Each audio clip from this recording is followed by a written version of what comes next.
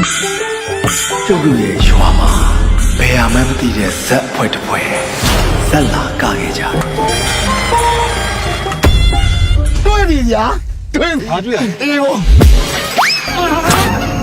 ဘာဖြစ်နေလဲဘာရသေးလို့ဒီကားကောင်းမပြောနေလေကားကောင်းလည်းကောင်းမယ်ကျမရဲ့ခံစားချက်တွေမကောင်းတော့ကျမရဲ့ခံစားချက်တွေမကောင်းဘူး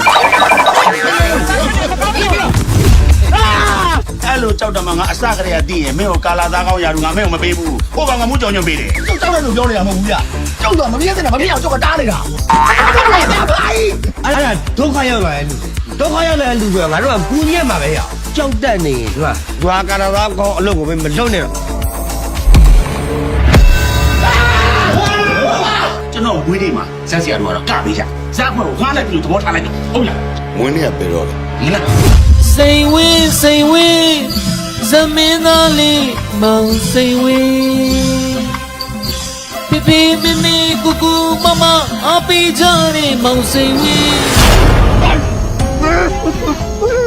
သူကတရေတယ်မကောင်းကြောက်စရာမှန်တယ်အကုန်ကြောက်တာသူမကြောက်တာဆိုလို့မိမကိစ္စပဲရှိတယ်စိန်ဝင်းဆိုတာဘာတူလဲညီလေးဟုတ်တယ်အတန်လေးပါလေပေးပါဦးဗျာစာဆွဲနေတော့နောက်ဆိုလူပါဆွဲခံရလိမ့်မယ်မင်းဘာစကားလဲကွာစကားရှင်းအောင်ပြောသမားဦးစောဝင်းလက်ခံရတဲ့ဇက်ဖွဲ့ရလေမကောင်းဆုံးကအသွင်ပြောင်းပြီးတော့လူတွေပါဆွဲရမှာဒါကိုပြောနေတာဒီကောင်ရောက်ကြတဲ့အဆင်မပြေတာဟမ်ညကလည်းငါ့ကိုအကောင်လိုက်ပြီးတရေထောက်တယ်မင်းကလာတဲ့ဇောက်ဖွဲ့ရဲ့ပစ္စည်းတွေကိုဒီကောင်အိမ်ကိုယူလာလို့ခိုက်တာဒီကောင်ပြူစားခံရတာဟဲ့ပါတခုချက်ချင်းပြီးတော့ဒုက္ခရောက်ပါတယ်ဗျာ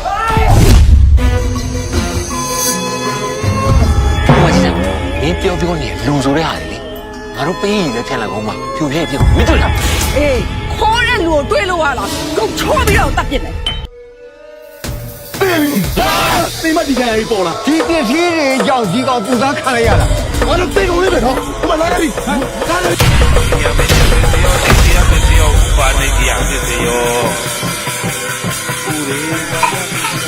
စစ်စရာလက်ပြီးကျမတို့အားလုံးလှရောက်လာတယ်ရောက်ကိုရောက်လာ